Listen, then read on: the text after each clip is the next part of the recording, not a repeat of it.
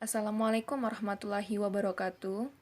Oke kelas, we are from group 6, member name Fitri Rahmadani, Ladia Sabitakdama, and the last Melinia Herma Pardini.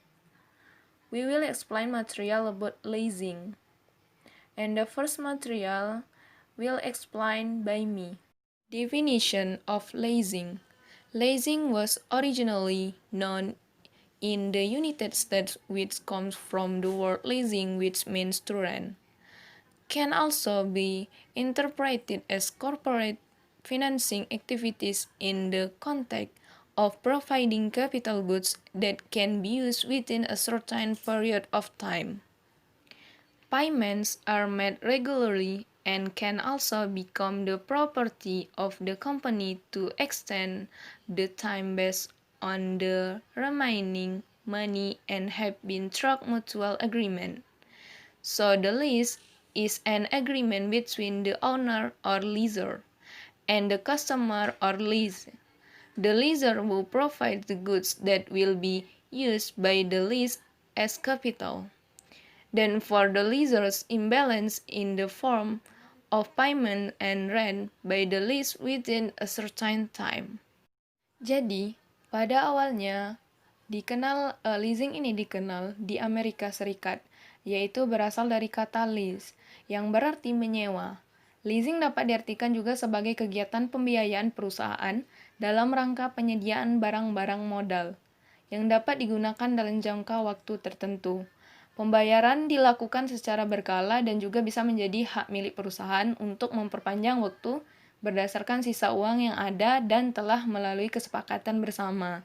Jadi, leasing adalah suatu perjanjian antara pemilik leasing atau leaser dan nasabah atau lease, pihak leaser yang menyediakan barang yang akan digunakan oleh lease sebagai modal. Kemudian, imbalan untuk leaser berupa bayaran.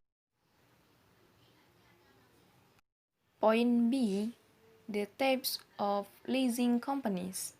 First, independent leasing is an independent leasing company that can simultaneously act as a supplier or buy capital goods from other suppliers to be leased. And the second, captive leasers. In this type of company, procedures or suppliers set up a leasing company and what they lease are their own goods. The main objective is to be able to increase sales, thereby reducing the accumulation of goods in warehouses or stores.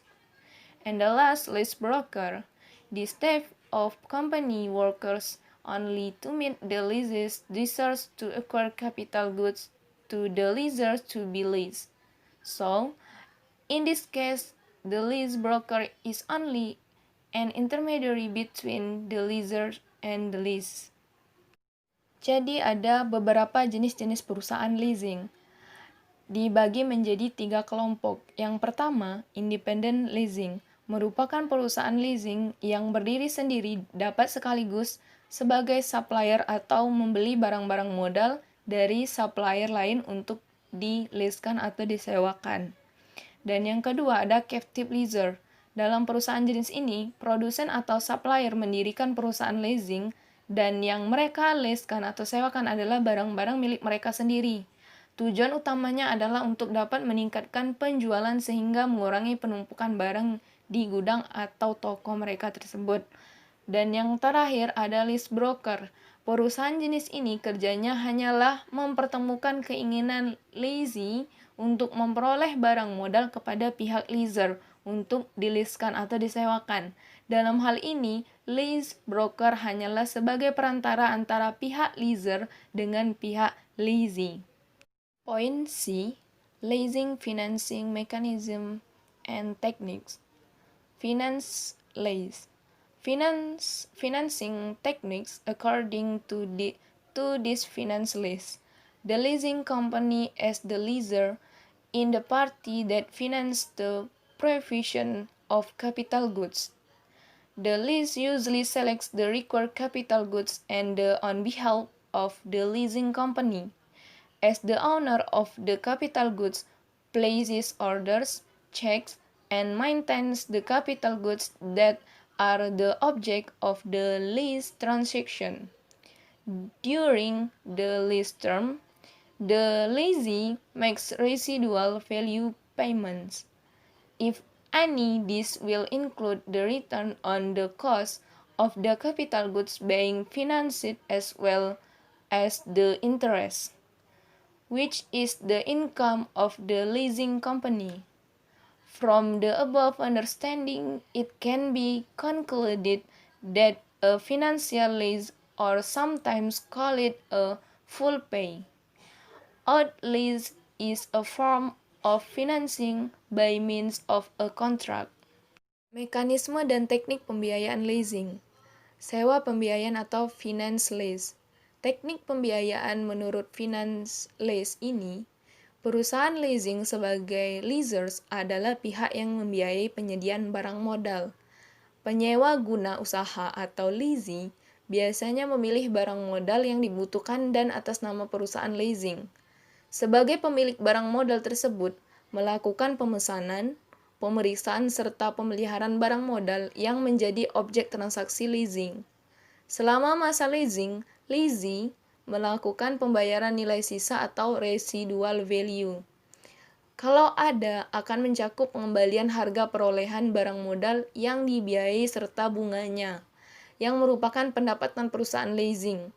Dari pengertian di atas dapat diambil kesimpulan bahwa finance lease atau kadang-kadang pula disebut full pay out leasing adalah suatu bentuk pembiayaan dengan cara kontrak. Finance leases, the characteristic. Finance leases, the characteristic includes: first, the object for lease remains the property of the lessee up to the principle of option right. And the second, capital goods can be in the form of movable or immovable goods. Third, the lease period for capital goods is the same as their economic age. Fourth, amount of rental payments equal acquisition cost plus fees plus spread. 5. The leaser cannot automatically terminate the contract, or non-cancelable, or will be subject to fines. 6. Economic risks are borne maintenance costs. 7. Financial transaction. 8. Full payment. 9. Accompanied by a call option according to the residual value. 10. Leasers may not depreciate capital goods. And the last, lease installments are not subject to VAT and PPh Artikel 23. Di sini ada ciri-ciri finance lease.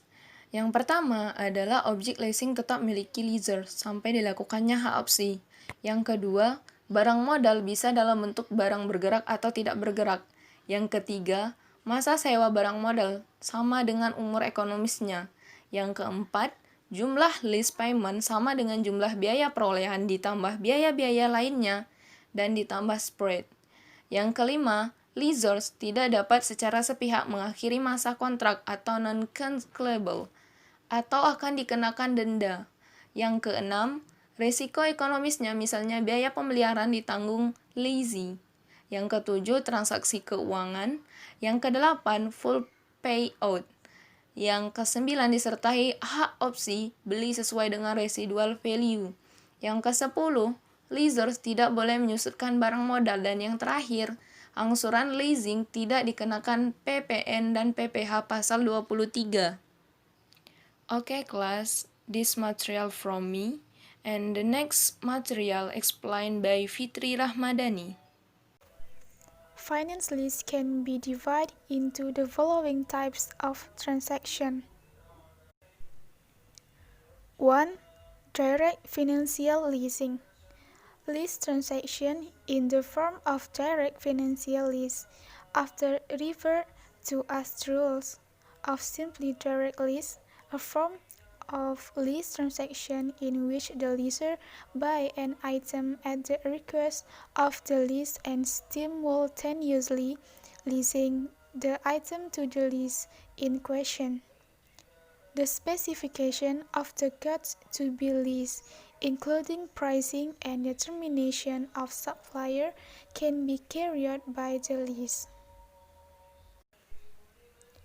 Sewa pembiayaan. Sewa pembiayaan dapat dibagi dalam beberapa bentuk transaksi. Yang pertama adalah sewa keuangan langsung. Transaksi sewa dalam bentuk sewa keuangan langsung sering disebut dengan true lease atau disingkat dengan sewa langsung. Sewa langsung adalah suatu bentuk transaksi leasing di mana leaser membeli suatu barang atas permintaan pihak lease dan sekaligus menyewa usaha barang tersebut kepada lease yang bersangkutan. Spesifikasi barang yang akan disewakan tersebut termasuk penentuan harga dan penentuan pemasok dapat dilakukan oleh penyewa. 2. Buying back. In principle, the lease transaction in the form of sale and leaseback is that the lease intentionally sells its capital goods to be leaser and makes a lease contract for the goods. The lease in this case acts as the part who sell the goods for us during the lease period agreed by both parties. This leasing method is to obtain additional funds for working capital, so the leasing transaction here in refinancing. Yang kedua adalah jual beli kembali. Transaksi leasing dalam bentuk sale and leaseback atau jual beli kembali pada prinsipnya adalah pihak lease sengaja menjual barang modalnya kepada leaser untuk kemudian dilakukan kontrak sewa usaha atas barang tersebut. Lease dalam bentuk hal ini berperan sebagai pihak yang menjual barang untuk digunakan selama sewa yang disetujui kedua belah pihak.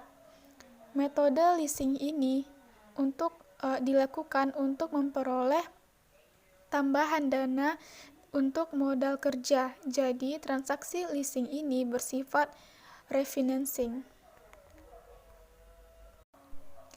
And the last, rent syndication. Syndicate lease in leasing financing made by more than one leaser on a lease object. Syndicate lease occur to the leaser for reason of unwilling risk, or for certain reasons that they do not have the ability to self-cover a lease transaction of sufficiently large amount required by the lease. Yang terakhir adalah sewa sindikasi. Sewa sindikasi atau syndicate lease adalah pembiayaan leasing yang dilakukan oleh lebih dari satu leaser atau suatu objek leasing. Sewa sindikasi terjadi pada leaser karena alasan-alasan risiko tidak bersedia atau alasan tertentu tidak memiliki kemampuan untuk menutupi sendiri suatu transaksi leasing yang nilainya cukup besar yang dibutuhkan oleh lease. Operating leasing. In this form of leasing, the leaser deliberately buys capital goods and leasing them. In contrast to a finance lease, in operating lease the total amount of periodic payment does not include the cost incurred to acquire these capital goods and interest. Operating lease, or sometimes also known as ordinary lease, is a contractual agreement between the leaser and the lease. Operating lease. Dalam bentuk ini, leaser sengaja membeli barang modal dan selanjutnya dileaskan, berbeda dengan finance lease. Dalam operasi lease ini, jumlah seluruh pembiayaan berkala, tidak mencakup jumlah biaya yang dikeluarkan untuk memperoleh barang modal tersebut. berikut dengan bunganya. Operating lease atau kadang juga disebut dengan sewa guna usaha biasanya adalah suatu perjanjian kontrak antara leaser dengan lease. Okay, thank you for the moderator. For the next material about the development of leasing in Indonesia. For the first is history of leasing. The presence of the multi-finance industry in Indonesia has not been too long, especially when compared to developed countries. From several sources, it is known that this industry began to grow in Indonesia in 1974. Its birth was based on a joint decree or SKB of three ministers, namely the Minister of Finance, the Minister of Industry, and the Minister of Trade. A year after the issuance of the SKB, PT Pembangunan Armada Niaga Nasional was established in 1975. The company changed its name to PT or Persero Fund Multifinance, then through Presidential Decree number 61 or 1988, which was followed up by decree of the Minister of Finance number 1251 KMK 13 1000 and 1188. The government opened a wide scope for the financing business with a scope of activities including leasing, factoring, consumer finance, venture capital, and credit cards. Baiklah, mengenai sejarah leasing. Kehadiran industri pembiayaan atau multi-finance di Indonesia belumlah terlalu lama, terutama bila dibandingkan dengan di negara-negara maju. Dari beberapa sumber, diketahui industri ini mulai tumbuh di Indonesia pada tahun 1974. Kelahirannya didasarkan pada surat keputusan bersama atau SKB 3 Menteri, yaitu Menteri Keuangan, Menteri Perindustrian, dan Menteri Perdagangan. Setahun setelah dikeluarkannya SKB tersebut, berdirilah PT Pembangunan Armada Niaga Nasional pada tahun 1975. Perusahaan tersebut mengganti namanya menjadi PT Pan Multifinance. Kemudian, melalui keputusan Presiden nomor 61 tahun 1988 yang ditindaklanjuti dengan SK Menteri Keuangan nomor 1251 KMK 13 tahun 1988, pemerintah membuka lebih luas lagi bagi bisnis pembiayaan dengan cakupan kegiatan meliputi leasing, factoring, consumer finance, model venture, dan kartu kredit. And next, in 1991, there was another major change in finance companies, in line with the tight money policy or TMP, which is better known as the Somali War and Two Breakthrough. Interest rates also skyrocketed. As a result, many loans that had been approved had to be postponed. From the capital side, TMP makes multi-finance companies seem to run out of food. The flow of funds is tricky, even if the price is very high. That is why many of them combine their efforts. By joining, they will find it easier to obtain credit including from abroad. Pada tahun 1991 kembali terjadi perubahan besar-besaran pada perusahaan pembiayaan seiring dengan kebijakan uang ketat atau TMP Tight Money Policy yang lebih dikenal dengan gebrakan Sumarlin 1 dan 2. Suku bunga pun ikut meroket naik. Akibatnya, banyak kredit yang sudah disetujui terpaksa ditunda pencairannya. Dari sisi permodalan, TMP membuat perusahaan multifinance seperti kehabisan darah, aliran dana menjadi seret. Kalaupun ada, harganya tinggi sekali. Itulah sebabnya banyak di antara mereka yang menggabungkan usahanya. Dengan bergabung, mereka lebih mudah dalam memperoleh kredit termasuk dari luar negeri. And next is about Leasing Association. ALI was established as the only means of communication for finance companies. Here they jointly discuss and solve various problems at hand. ALI is also here to fight for the interests of its members to the government. On the other hand, this organization also intends to be a bridge to pass on the will and guidance of the government to its members. A series of ideal goals become the purpose of establishing ALI. At the very least, its Article 6A mentions 5 main goals of this organization. Among other things, advancing and developing the role of financial institutions in Indonesia and contributing to the progress of the national economy. Nah, ALI didirikan sebagai satu-satunya wadah komunikasi bagi perusahaan-perusahaan pembiayaan. Di sini, mereka secara bersama-sama membicarakan dan memecahkan berbagai masalah yang dihadapi. ALI juga hadir sebagai memperjuangkan kepentingan anggotanya kepada pemerintah. Di sisi lain, organisasi ini juga bermaksud menjadi jembatan untuk meneruskan keinginan dan bimbingan pemerintah kepada para anggota. Sederet sasaran ideal menjadi tujuan didirikannya ELI. Paling tidak, pasal 6 AD-nya menyebutkan 5 tujuan utama organisasi ini diantaranya memajukan dan mengembangkan peranan lembaga pembiayaan Indonesia serta memberikan sumbangan bagi kemajuan perekonomian nasional. Okay, from ALI to APPI. Initially on 2 July 1982, the Initial Leasing Association or ALI was from domicile in Jakarta and as the only form of communication for leasing companies in Indonesia. The presence of ALI has been felt by all leasing business actors in Indonesia, and ALI has succeeded in carrying out various activities for the benefit of its members, including helping develop the leasing business industry in Indonesia together with the government. In line with the growth of the financial service business sector and in order to accommodate the aspiration of all members, on 20 July 2000, a decision was made to change ALI to become the Indonesian Financing Company Association or APPI. Pada awalnya, tepat tanggal 2 Juli 1982, telah dibentuk Asosiasi Leasing Indonesia yang berkedudukan di Jakarta sebagai satu-satunya wadah komunikasi bagi perusahaan-perusahaan leasing di Indonesia.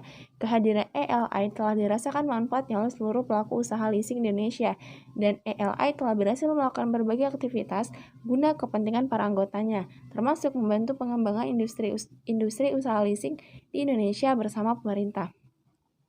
Seiring dengan pertumbuhan sektor usaha jasa pembiayaan dan guna menampung aspirasi seluruh anggota, maka pada tanggal 20 Juli tahun 2000 telah diambil keputusan untuk mengubah ALI menjadi Asosiasi Perusahaan Pembiayaan Indonesia atau APPI.